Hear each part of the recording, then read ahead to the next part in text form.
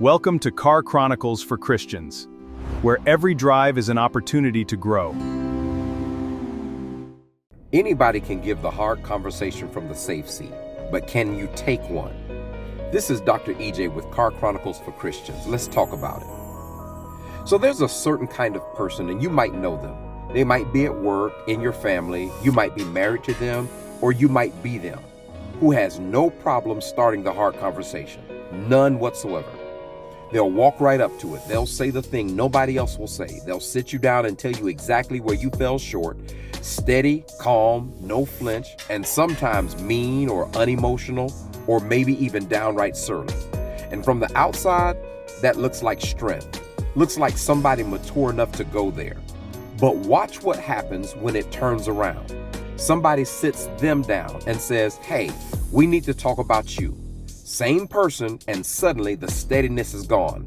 Now it's, "That's not what happened," or, "Well, what about the time you did such and such?" Or, "How about this? I feel like you are attacking me." Sound familiar? The one who could hand out the hard word all day can't sit in it for 30 seconds. And most of us look at that and think, okay, good at confrontation, bad at criticism. Two different skills. But I want to slow down there because I don't think it's two things. I think it's one thing. There's a kind of courage that never costs anything. Somebody walks up to the hard conversation, says the thing straight, doesn't blink, and everybody reads it as strength. But nothing was ever at risk for them. They were standing on the one side where no wrong could land back to them. That's not bravery, that's a stronghold, a fortified position. And you can't tell from the outside, not until the conversation turns around and somebody says, "Now let's talk about you." That's the only moment that tests anything. Giving a hard truth from safety costs you nothing. Receiving one costs you everything. So when somebody can hand it out all day but can't hold still for 10 seconds, what does that tell you that was really going on the whole time they look so strong? And this is a spiritual formation problem before it's ever a communication one. Look at the mechanics of it. When somebody refuses to receive a hard word, that refusal doesn't just disappear, it has to go somewhere.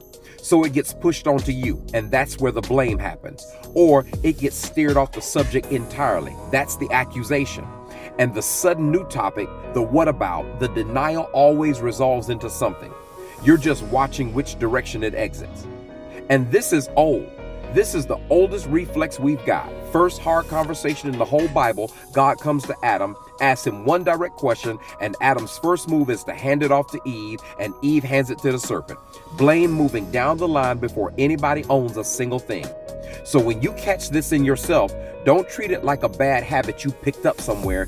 It's the reflex you were born with.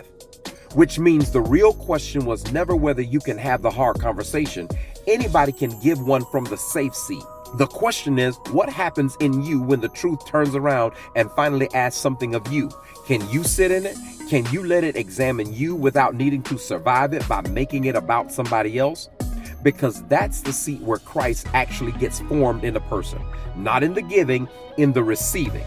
So the next time you're sure you're the one being mature enough to bring it up, stop and ask yourself, what's the last time, or when is the last time I let somebody bring it to me? This is Dr. EJ with Car Chronicles for Christians. Make sure you subscribe for the latest content. I'm out. Peace.